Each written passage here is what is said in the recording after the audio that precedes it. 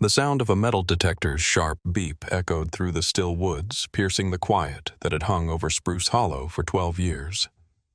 Robert Kern, with his yellow marker flags out, stared at the ground where he'd uncovered the phones, 3 in all, buried exactly 18 inches deep, arranged in a perfect circle.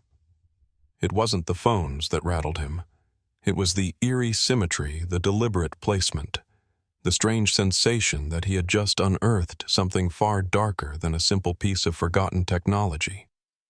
Before I go any further, let me know where you're listening from in the comments, and hit like and subscribe if you believe some names should never fade. It was the kind of small-town summer that felt like it would never end. Days stretched long, marked by the soft chirp of crickets and the distant hum of lawnmowers on the outskirts of Albany. The sun was high, beating down on the Adirondack Mountains, and families like clockwork made their way to the great outdoors. It was the season where everything just felt safe.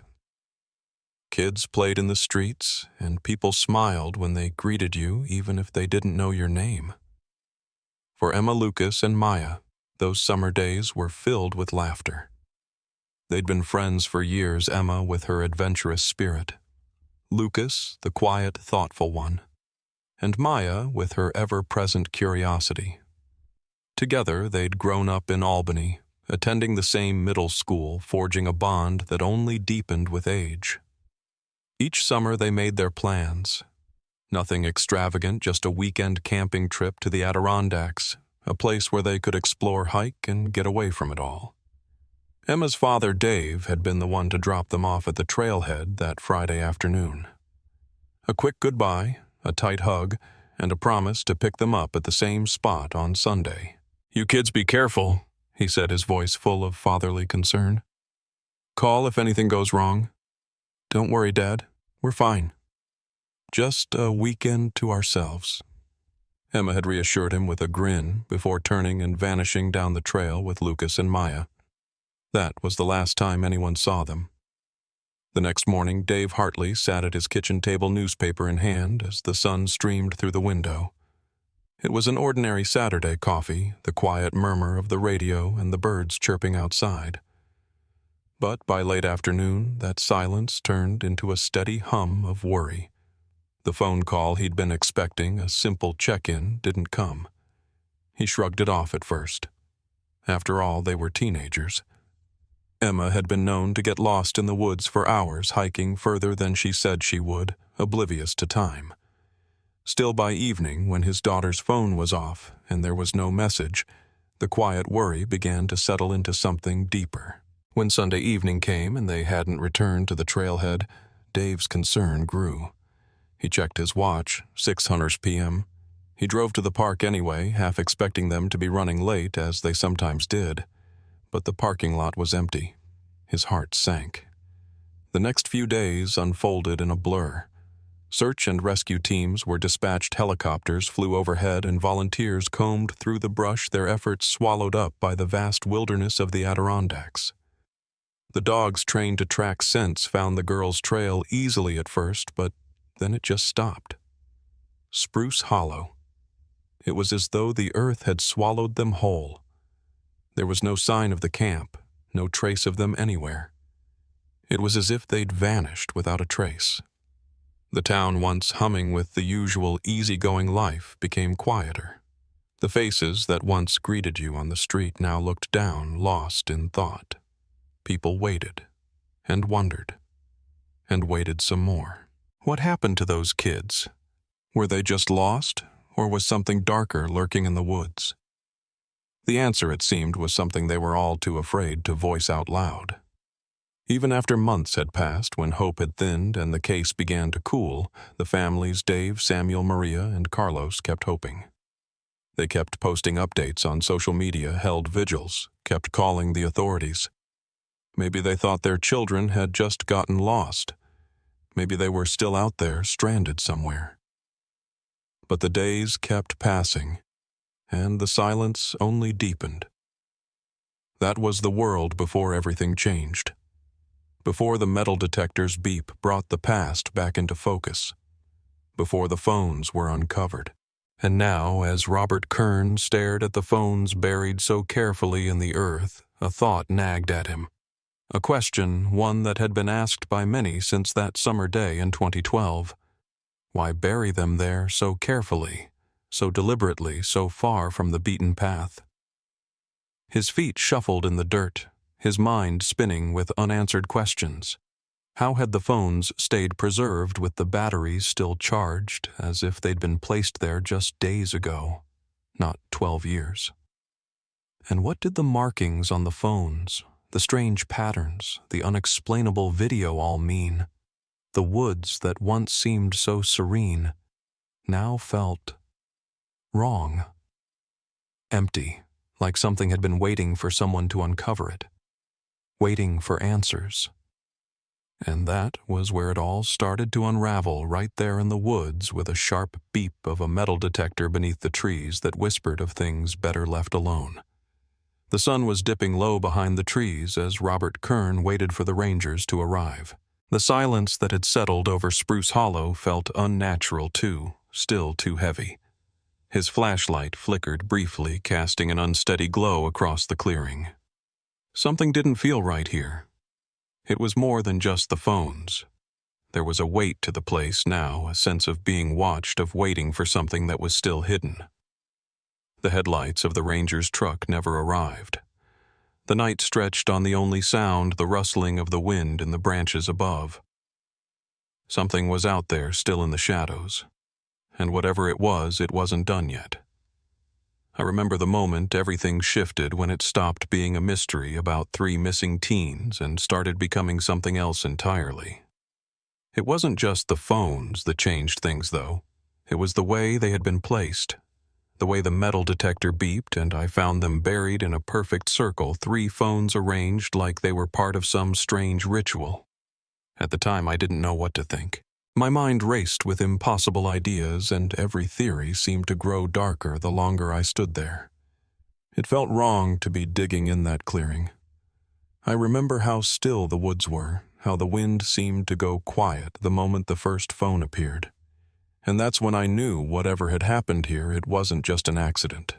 I stayed put exactly where I was told to, as the park rangers promised to send help. The clearing felt unnaturally empty. No wind rustling through the trees, no movement in the grass. It was just the sound of my own heartbeat quickening as I tried to make sense of what I had found. When the ranger's voice crackled through the radio telling me to stay put, I could hear the hesitation in his tone. "That's where they disappeared," he said. And I remember how the words landed heavy, almost as if he were carrying the weight of something too big to say all at once. It hit me then, this was their place. The place where they'd vanished. Emma Lucas and Maya, all 3 of them. They'd been here, and now their phones had been buried hidden for 12 years. I can still hear the ranger's careful steps as he approached the soft crunch of his boots on the forest floor. He didn't say much at first, just looked down at the phones, then back at me. "Did you get anything?" he asked.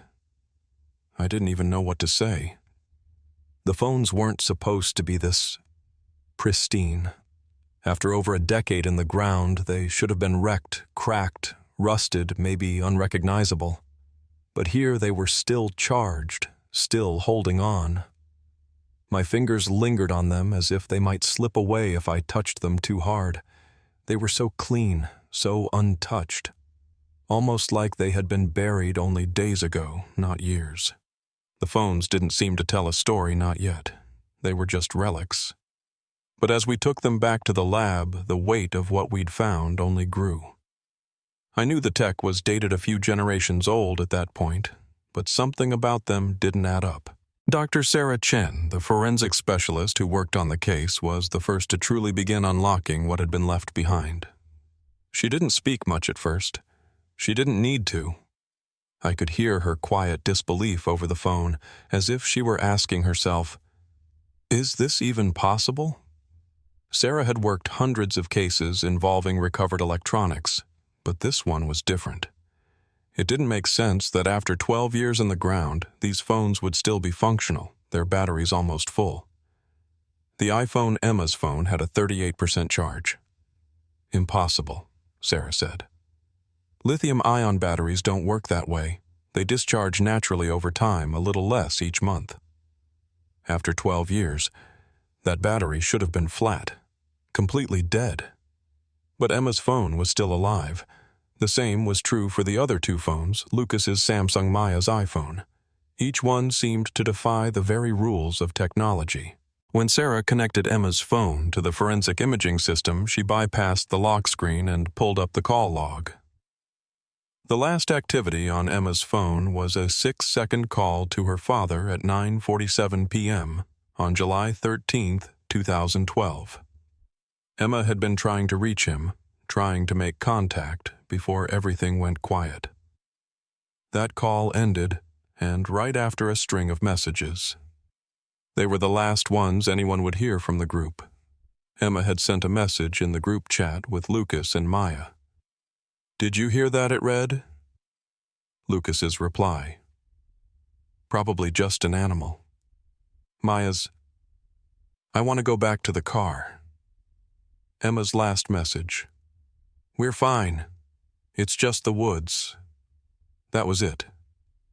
The final communication before the phone call was cut off. I still remember the weight of those words. They had been scared, that much was clear. They were out there in the woods, and they weren't alone. But they didn't know it yet. The last photo on Emma's phone made Sarah stop cold. It was time-stamped at 9:51 p.m. and showed a typical camping scene, 3 sleeping bags arranged around a small LED lantern, their backpacks neatly placed. But then the next photo, taken only 3 seconds later, was from a strange angle, almost as if it had been taken from above, maybe 20 feet above. But there were no trees above them, no hills, just an open clearing. The phone had captured the campsite, but from a place where no one could have been standing. The third photo was even higher, maybe 30 feet up, with the sleeping bags looking like mere dots below. Emma had been holding the camera. She must have. But in that shot, both Maya and Lucas were looking straight up at the lens, their faces caught in fear. But Emma wasn't holding the phone. Someone else had taken that photo. Then there was the video, the one on Lucas's phone. It was recorded at 9:53 p.m., 2 minutes after the last photo. Sarah played it for us, her voice steady as the video began. It started in darkness, the camera moving quickly as if someone had been carrying it. Lucas, perhaps his breath shallow in the background. The phone was set down and the camera steadied. There in the distance was the LED lantern casting its weak glow.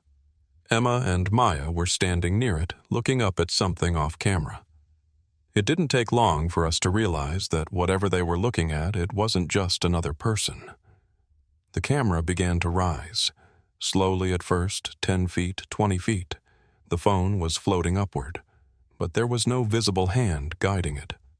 We watched, stunned, as the phone rose higher past the trees, past the forest canopy.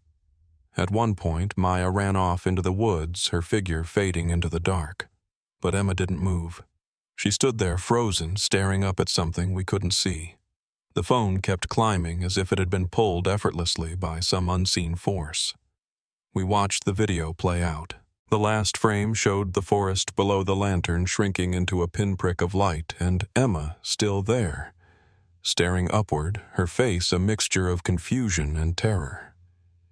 It didn't make sense, but the metadata, everything about the video, checked out. It was real, recorded by Lucas's phone at the precise time it should have been. There was no explanation, but that didn't stop us from trying. Theories flooded in. Could it have been a drone? An optical illusion? Some kind of hoax? But nothing made sense. If someone had staged this, why bury the phones in a forest clearing so deep, so far from the trail? And why, after 12 years, was the evidence still so clear, so intact? And then Maya's phone, her final image taken just before the others. It was a selfie, but as we zoomed in, something eerie appeared in her eyes. 3 points of light arranged in a triangle hovering above the tree line. It was the same triangle we'd seen in the photos, the one from Emma's last pictures. But what did it mean? And why had Maya captured it? By the time we finished reviewing the phones, I knew something was off.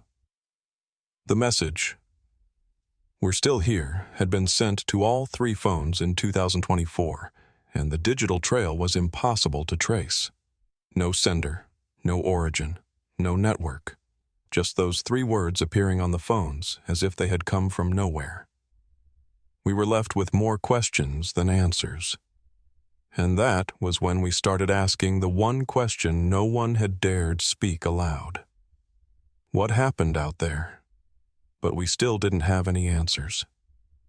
Only the silence of the woods waiting for someone to come back. It wasn't long before I realized this wasn't going to be a simple case. There were no neat answers, no closure in sight.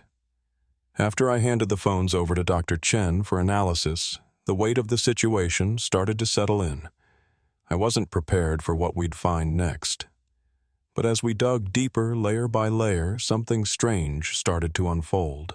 This wasn't just about missing teenagers anymore. It was something far more complex. I could feel it. Everyone involved could. But we still hadn't even begun to understand the depth of the puzzle.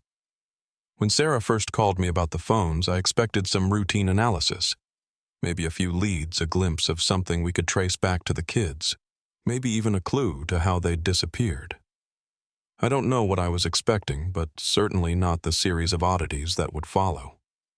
You could hear it in Sarah's voice that first time, a mix of professional curiosity and confusion, as if she herself wasn't sure whether to keep going or to simply stop and walk away. I remember the first time I saw the forensic report. I wasn't prepared for how unsettling it was. The phones shouldn't have been alive.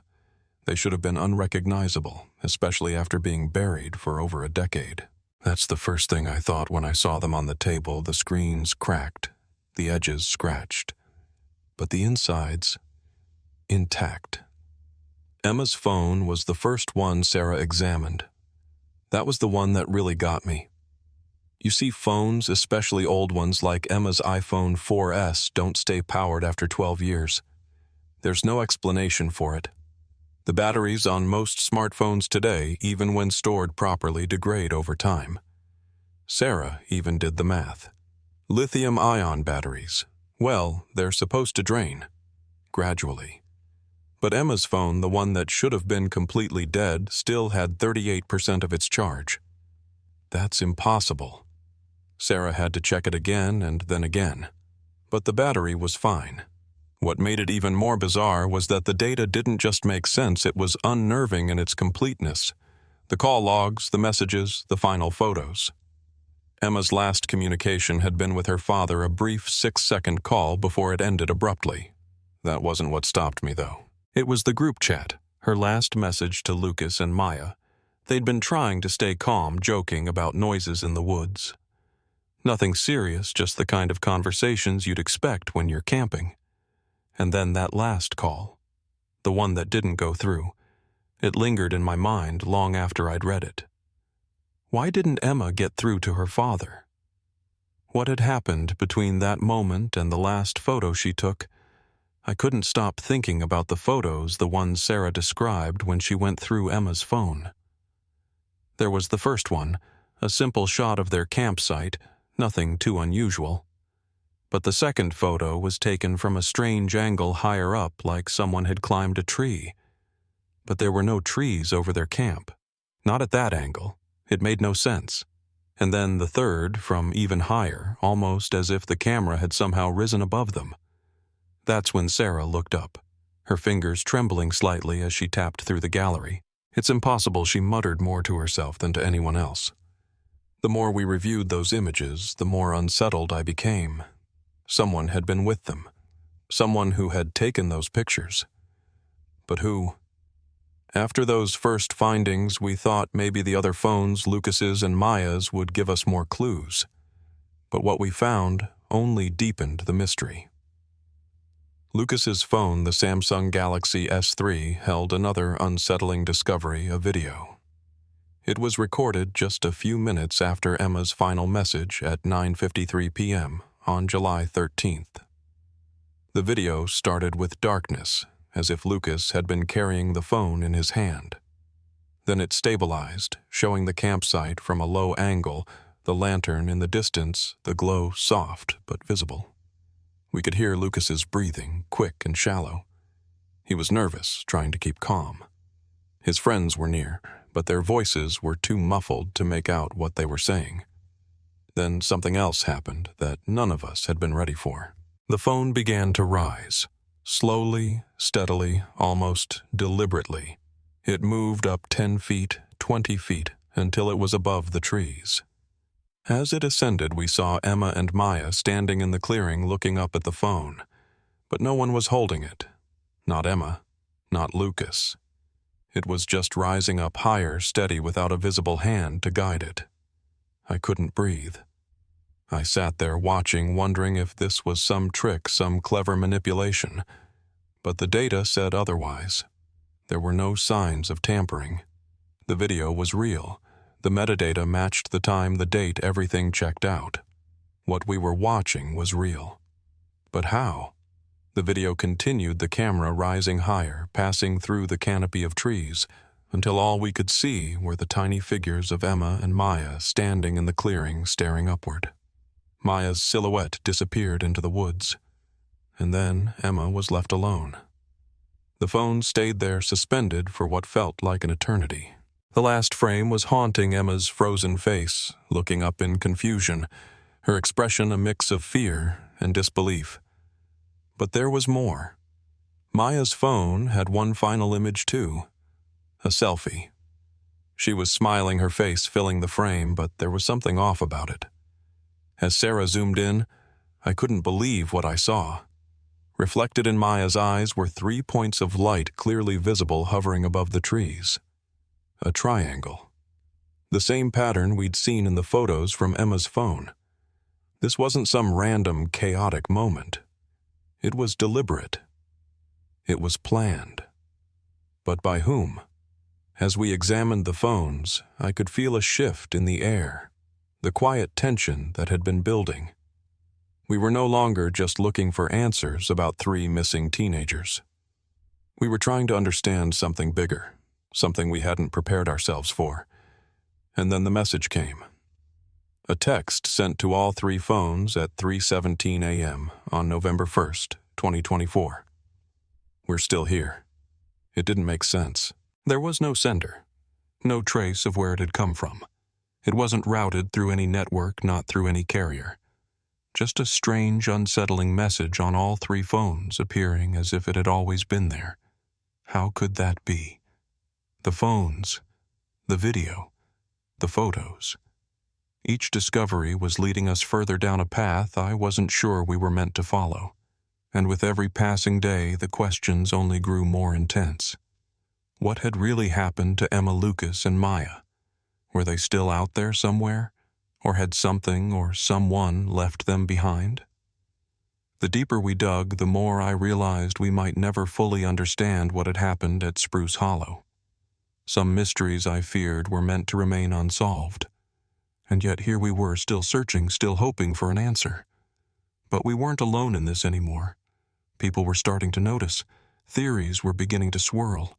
And I couldn't shake the feeling that we were on the edge of something much bigger than just a missing persons case. Something I couldn't yet name. But I knew in the pit of my stomach that we were getting closer, and that terrified me. The moment the message appeared, I knew we were in uncharted territory. We're still here. 3 words as simple as they seemed turned the case upside down. The phones, those 3 phones that had been buried for 12 years, were no longer just objects of curiosity. They were carriers of something far bigger than we'd expected. That message didn't just open up more questions. It set everything in motion, and with it came a sinking feeling I couldn't shake. I couldn't figure out why or how, but I felt a growing certainty that we were on the edge of a discovery that none of us were prepared for. I didn't know what to make of the message at first. No sender, no trace. It didn't come from any network. I had always believed that when you dug into something, you could find the logic behind it. That somewhere in the trail of evidence there was something you could pull on a thread that would lead to a straight answer. But this didn't make any sense. Phones didn't work this way. Messages didn't just pop up with no explanation. And yet there it was on all 3 phones at the exact same time. We're still here. As I sat in the small, dimly lit office, the forensic team huddled around the phones, examining every detail. I tried to imagine what the kids might have been thinking in those last moments. Emma Lucas and Maya in the middle of nowhere, their phones still active, their communication somehow alive after all these years. Every lead, every clue we uncovered seemed to add more layers to a puzzle that no one had expected to be this complicated. Was it possible they had been left out there alive but unable to get help? Were they signaling to us somehow? Or was something else at play? The more I thought about the message, the more questions piled up. If they were alive, where were they, I asked myself. Why did they not reach out sooner? And if they were gone, why were these phones still working, as if time hadn't touched them? And that's when something else clicked. The idea that perhaps they weren't the ones leaving clues behind. Maybe someone else had placed those phones in that clearing, buried them so carefully. The patterns, the way everything had been arranged, nothing felt accidental. But if that was the case, who was behind it, and why? The phones were just the beginning. We had already seen enough by now to know that we were dealing with something extraordinary. But we had yet to find any answers to the most important questions. We needed to know how those kids had disappeared in the first place. Why had they vanished without a trace? I knew that the next phase of this investigation, this search, was going to take us into deeper, darker territory, and I wasn't sure if we were ready for it. The next week, we revisited Spruce Hollow, this time with more equipment. Ground-penetrating radar cadaver dogs, all the tools we needed to go deeper into the woods. There was a growing sense of urgency, even though no one was saying it aloud. Everyone felt it. Something about this case had moved beyond the ordinary. The fact that the phones had been buried and preserved so meticulously was one thing, but what we uncovered next only reinforced the weirdness of it all. We scoured the area around where the phones had been found, searching for anything that could give us more insight. The woods were as quiet as they had been the first time I'd been there, but this time there was a new tension in the air. Every rustle in the leaves, every snap of a branch underfoot felt like it might be the key to unlocking this mystery. I watched as the cadaver dogs worked their noses sniffing at the earth with relentless precision, but they found nothing. No sign of the teens, no sign of a struggle, no bodies. The ground beneath us was as still and silent as it had been when the kids first disappeared. We went over every inch of Spruce Hollow, every corner of the forest, but it was like trying to find a whisper in a crowd of shouting voices. It was too quiet, too perfect in its stillness. But the more we dug, the more we began to realize that we weren't just looking for answers in the usual places. Whatever had happened here, it wasn't just about a simple disappearance. This was something much deeper, something that felt connected to the land itself. It was as if the very place had a story to tell, a story we weren't meant to hear. As we pulled our equipment from the clearing, the silence that settled around us was deafening. The case had taken a darker turn, and none of us were certain where it would lead. All we could do was keep searching, keep hoping for something to break the stillness. When we got back to the lab and began analyzing the evidence, it was clear we were dealing with something beyond our initial understanding. The phones weren't just dead relics of a past tragedy. They were alive with clues, with patterns we hadn't even begun to decipher. As I listened to the team go over the details again, the puzzle pieces started to fall into place. The strangest part, the one that kept me up at night, was the pattern of communication between the phones. For over 5 hours, the 3 phones had stayed connected.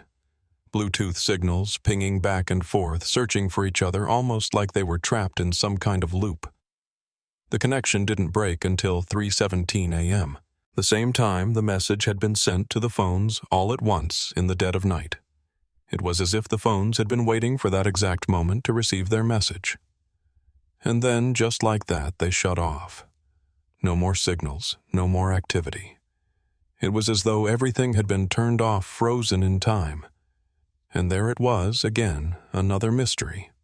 Another layer we couldn't peel back. Why 3:17 a.m.? Why that exact moment? At this point, everything felt like a waiting game.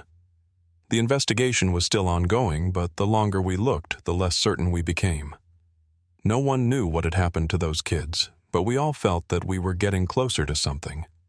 Whether that something would be an answer, a resolution, or a deeper mystery we weren't ready to face, I couldn't say. All I knew was that this wasn't over. Not yet. We still had so much left to uncover. As I sat there looking over the lab reports, I could feel the weight of the unanswered questions pressing down on me. Some part of me wanted to believe that we'd find the answers, that we'd uncover the truth behind the phones, the message, the mysterious events at Spruce Hollow. But another part of me was beginning to wonder if the truth was something we weren't meant to find. Something meant to stay buried, just like the phones themselves. The woods were waiting. The silence was waiting. And I wasn't sure how much longer we could keep digging before it became clear that some stories were never meant to be told. The last time I visited Spruce Hollow, I stood there for a long while staring at the spot where we had unearthed the phones, trying to make sense of the years that had passed. The sun was setting, and the trees around me seemed to stretch farther than they had before, casting long shadows across the clearing. For a moment it felt like time had both stopped and moved on all at once, like the forest was holding its breath, waiting for something, anything, to finally break the silence.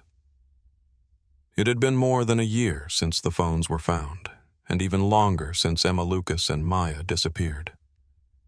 I couldn't help but wonder if I was standing in the same place they had stood that night. The same clearing where Emma had taken her last photo, where Lucas's phone had started to rise, where Maya's final image captured something above them. What had they seen that night? What had happened to them in those woods? The case had gone quiet in the months that followed. The FBI had stepped in, as they often do with cases that start to spiral into the unknown, and they continued their investigation. They dug into every possible angle: the strange message, the bizarre video, the unexplainable Bluetooth signals. But even they couldn't make sense of what had happened. There were theories, of course. Some said the teens had wandered off and met with some kind of foul play. Others believed they were victims of an elaborate hoax. A few believed there was something paranormal at work, something otherworldly that had taken them, left clues, and then disappeared without a trace. But the more we tried to piece together, the more the pieces just didn't fit. No bodies, no remains, just the phones preserved as if someone had been waiting for them to be found. There were no answers to be had, just questions that seemed to echo louder the more we searched. The families, Emma's, Lucas's, and Maya's, were left to carry their grief in silence. They had each lost something that could never be replaced. They had come so close to the truth only to be left standing in the same place as before, with no answers, no closure. I can't say when the case officially closed, but there was a moment when I realized that no one was looking for the answers anymore. Not in the way they had. The forest had kept its secrets, and in a way I think the families had accepted that. I saw them at the trailhead once more a few months after the phones were found. The families hadn't come together for some grand ceremony, no media event, no interviews. They came quietly on their own in their own time. They walked the path that Emma Lucas and Maya had walked, and when they reached Spruce Hollow, they stood there in silence. No one spoke about the phones or the photos or the video that had haunted us all. They just stood in the place where their children had disappeared, trying to reconcile the memories of who they had been with the loss of who they would never become. The thing about grief is that it never really goes away. It doesn't matter how much time passes. It sits in your chest, a heavy weight that you learn to live with. It becomes a part of you, something you carry around even when you're not thinking about it. For those families, that weight became heavier every year, and as much as they tried to move on something about those woods, Something about that clearing never let them go. I couldn't help but feel the same way. I would go home, go back to my life, but the images of those kids, the sound of the metal detector's beep, the strange angle of the last photos, they stayed with me. They always will. What's left now, I'm not sure. The case isn't officially open anymore, but it hasn't been solved either. The phones are still in evidence storage, quietly charging just like they had in that forest. No one's been able to explain it, and I'm not sure anyone will. But maybe that's the point. Maybe there are just some things that don't make sense. Some mysteries that don't get solved. The thing I keep thinking about, the thing that haunts me, is that we'll never know what happened to Emma Lucas and Maya in those final moments.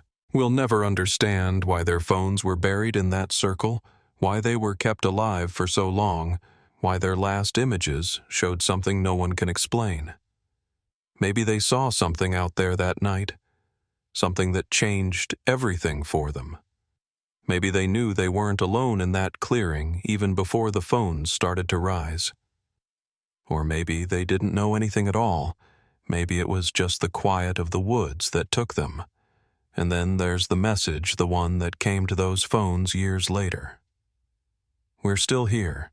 I don't know if it was them or something else trying to reach out, trying to make itself known.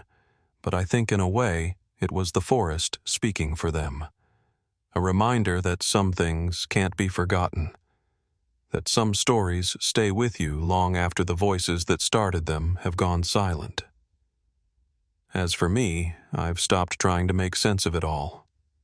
Some cases end in answers and some just end in silence. I think I understand now that not everything is meant to be understood.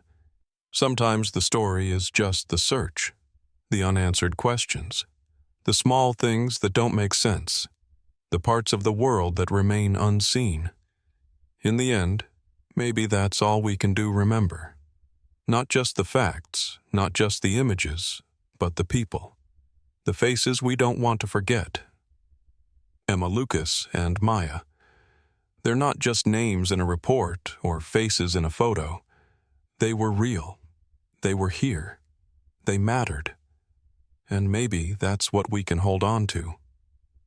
I stood there at Spruce Hollow for a long time, the weight of the past heavy in the air.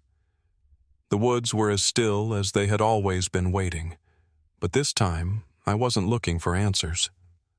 I was just listening to the quiet, letting the past settle where it belonged. And then as I walked back down the trail, I knew I'd be coming back. Not for answers, there were none left to find, but for them, to remember. And to make sure no one forgets. Because sometimes that's all we can do. If this story stayed with you, share it not for views, but so no one's name gets lost to the dark.